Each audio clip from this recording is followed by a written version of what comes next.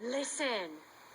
Listening is not, my friends, listening is not waiting for your opportunity to speak. Listening is not waiting for your opportunity to speak. Listening is not interrupting somebody else so you can say what is more important or to correct them. That is not listening. Listening is being genuinely interested. If you've not read the book, How to Win Friends and Influence People, you need to. Especially if you are dealing with people. Who here deals with people? Doesn't matter what it is. I don't care if you sit in a cubicle. You're dealing with people. And you have to sell your boss and getting you out of that cubicle and in an office with a window. And some of you are focusing on more engineering to make that happen. No, I'll give you some secrets a little bit later on how to get promoted. So, people are interested in themselves. They're interested in what their strengths, interests, goals, and needs are. They're not interested in what you have or what you like or what your opinion is about something. They could care less about any of that, okay? What makes you trustworthy to another human being is listening. Listening makes you trustworthy to another human being. Not interrupting them. Not proving to them that they don't know what they're talking about, but honoring them by listening. Let me tell you something else what listening is not. Listening is not listening to someone that you're interested in what they're saying. Did you hear me? Listening is not listening to someone that has something interesting to say. Listening is being able to listen to someone even if they don't have anything you're interested in. Let's just say, for an example, that I have a strong interest in crocheting. Okay? I like to crochet.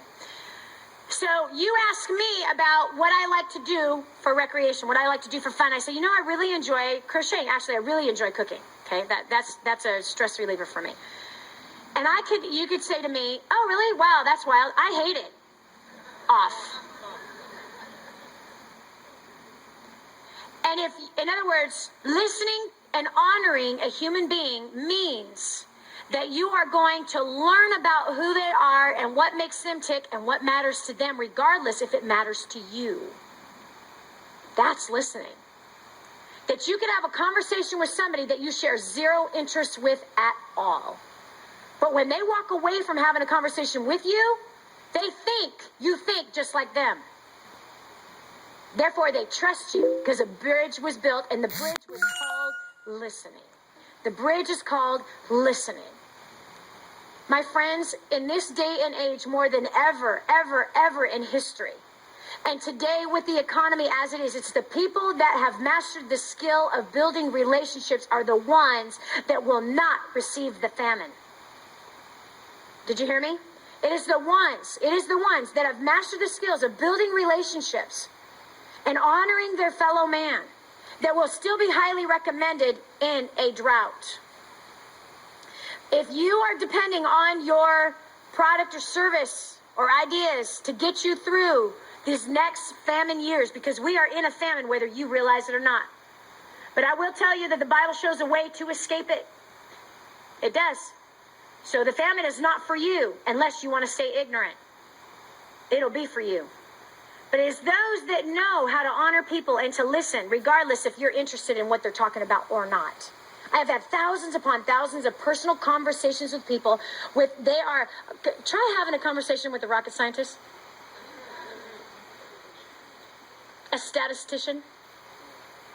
Now see, most of you couldn't handle 3 seconds in a conversation with somebody like that. And most of you could not understand what they were saying, me included. Don't have a clue what that terminology is. But I can sit there and listen. Next point, have direct eye contact. Have direct eye contact, not interrupt, ask more questions so I can learn what makes that person tick. That develops trust. When trust is developed, the answer is yes. When trust is established, the answer is yes. Number 8 was eye contact. Number 9 is compliment. Compliment. It's the greatest icebreaker that there is. You're standing in line at the grocery store. Look for things that you can admire about other people. If your standards are so stinking high according to beauty or stature, give yourself a break already and get over yourself. Get over yourself. There's always something that you can bring to the attention of somebody else, especially in a place where you know they've worked on. If somebody is well put together, you can tell that's important to them. And if you bring attention to that, man, I can see you're just all well put together. I like what you did. Now, you may not like the color. You may not like or agree with the ensemble. But write this down. This is the biggest point I could give you concerning people. Write this down. You are not the issue. You are not the issue. The person is. So if they wear pink and you don't like pink, that doesn't mean you cannot compliment them. They obviously like it. So bring attention to it. Do you hear me? If they've got some fun, wild hair, in fact, during the book signing yesterday, there's a few women that came in, they had some fun hair, man, some wild hair. Cool, just killer hair. Love it. And I said, man, I love your hair. And they were shocked. They said, well, it's kind of wild. I said, I know. It's cool. Now, you can tell that mine's not like that. But I can appreciate that someone has the boldness to flaunt that thing. It's awesome. May not be great for me, but that's not the issue. So compliment people on things that you know that matter to them, not their crew socks. Everyone has crew socks. Do you understand? Now, it could be a surface thing. It could be a smile. It could be a light in their eyes. It could be the tone of their voice. It could be complimenting a job they're doing that's well done. Hear me out, my friends. You need to hear me out. Can I tell you the biggest mistake people make when it deals with people? They get too comfortable with people and they think they don't have to do these steps with their family. They think they don't have to do these steps with their current clients that they've had for years. Do you hear what I'm saying? So they let their guard down. They treat other people better than they treat those that are around them. If you created your work environment and all of your clients that came through your business or your job, you treat them with that kind of honor where you're looking, I'm going to compliment somebody every single day. I promise you, come on, we reap what we sow. And many of you felt like you don't get enough encouragement. That's it, by the way, that's a spiritual gift. Encouragement is a spiritual gift. So when you speak that encouragement, what do you have coming back to you? Encouragement. Could you ever have enough? No. No. You will change the entire environment in your salon, in your airplane, in your workplace, whatever it is, in your home, if every day you made sure that you complimented those that were around you. People will not be able to get enough of you. This is the secret to my Uncle George. No joke. No joke. You're safe with people that compliment. You're not with those that condemn.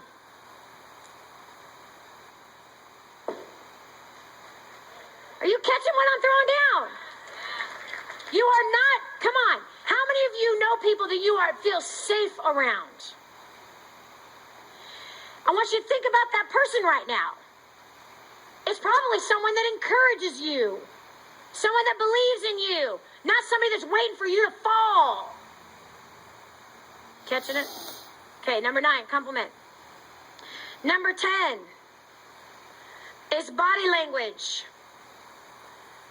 Number 10 is body language. This is huge. When you are using the core rapport methodology, this is so hugely important. And the second point that I gave you of smile changes number 10 of body language. What encapsulates the body language? Your authority, your tone, the way you move your body. Write this down. 93% of all communication is nonverbal. 93% of all communication is nonverbal. Let me prove this to you. How many of you have flipped on the television now and again through the years and you saw these drug commercials? Like the Zoloft commercial or whatever, the prescription drug commercials. How many of you have seen the prescription drug commercials, okay? Let's go ahead and do one of the antidepressant commercials. Let me bring this to your attention, okay? So here's the antidepressant commercial. Here it comes on, and all of a sudden, here is this man. It's early in the morning. The toilet has overflowed. The dog's running through the house with soap all over him. He's got toilet paper attached to his shoe. He gets into his car. He spills his coffee. He flips it in reverse, and he gets back-ended by a neighbor. Have you seen this commercial? Or something like it, right? Meanwhile, there's a voice and some down music that is saying, is life not turning out the way that you thought it would? Are the stresses of life really getting you down?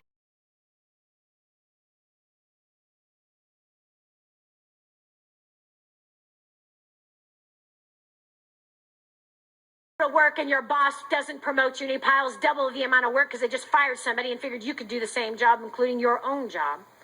How many of you heard these kind of commercials? And then, my favorite part. All of a sudden, it's a new scene. And it's a skinny, white, blonde chick in a white one-piece bathing suit running on a beach in the Bahamas with a smile. Not an ounce of cellulite on her body. There she is. And the voice is saying, that's how come we have Zoloft. It's going to make you feel lighter and brighter and wonderful, and you just have an overall sense of well-being. Everything will seem wonderful and easy and terrific, and everything will be great. And the side effects of Zoloft are diarrhea, as well as abdominal cramping, as well as heart problems, and in some rare cases, even death. Call now and get your free sample of Zoloft at 1-800-DIE-TOMORROW. 93% of all communication is nonverbal. They've made billions of dollars selling you something that they told you in advance you could die if you took it. One of my favorite comments of the side effects are low sex drive. Yes, okay, that's awesome. So, great. I will no longer be depressed, but I will need some Imodium.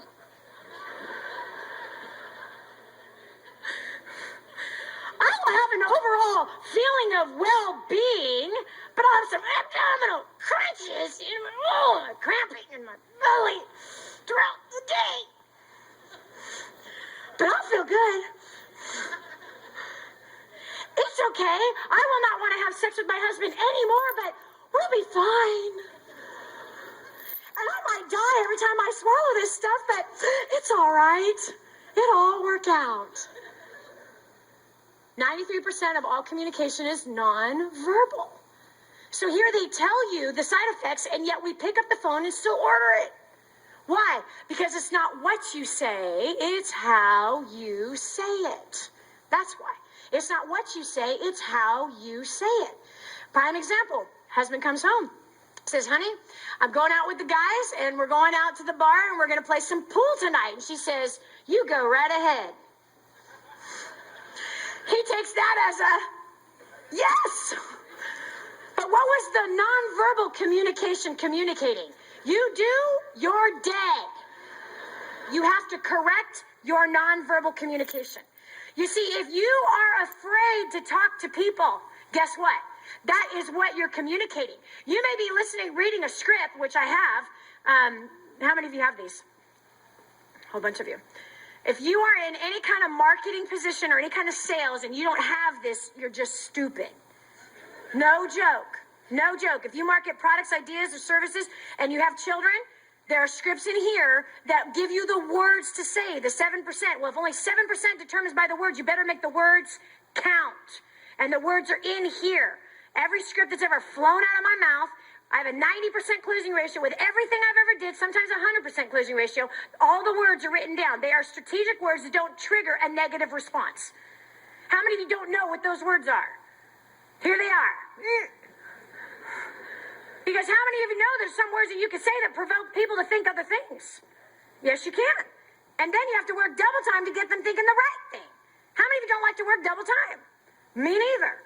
So after all these years of communicating and what I do, there's specific words that you use that have power in them. They're choice words that bring people to a decision freely in trust.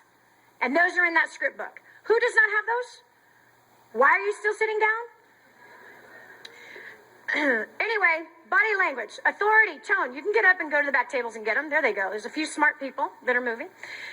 You can, authority, body language, and tone. Okay, now hear this out. That 93% nonverbal communication. If I get on the phone and I talk to somebody and I'm afraid, they hear nothing but fear. They hear nothing but fear. Why? Because 93% of all communication is nonverbal. Okay, watch. Let me help you. If I get on the phone with somebody and I say something like, hi there, this is Danny, and it's so good to talk to you today on the phone. Thank you. How many of you would go, click? Why? What am I really communicating? Sales. I'm communicating to sell something. So therefore, no trust is established. Right off the bat, there's a wall of tension that was built up. Okay? If, however, I get on the phone and I say, hey, how's it going? Who's this? Well, this is Tom. Hi, Tom. How's it going today? Good? Great. This is Danny. I'm just giving you a quick courtesy call. How many of you would listen to me? Do you see the difference in the example? So, body language, tonality, whatever. No matter what script you use, and a script is just a guideline, no matter what script you use, if you use that script in fear, if you use that script in a salesy, fake tone, if you get on the phone and you communicate with insecurity, meaning you're not sure, then you will read a script or you will communicate with people and all they know is you're not sure about what you're talking about. Do you hear me? How many of you have tried to persuade your spouse before? And you've gone to him or her unsure. And how did it turn out? No results. You got annihilated, right? How many of you got annihilated? Yes, and you'll get annihilated again and again and again if you don't correct the body language.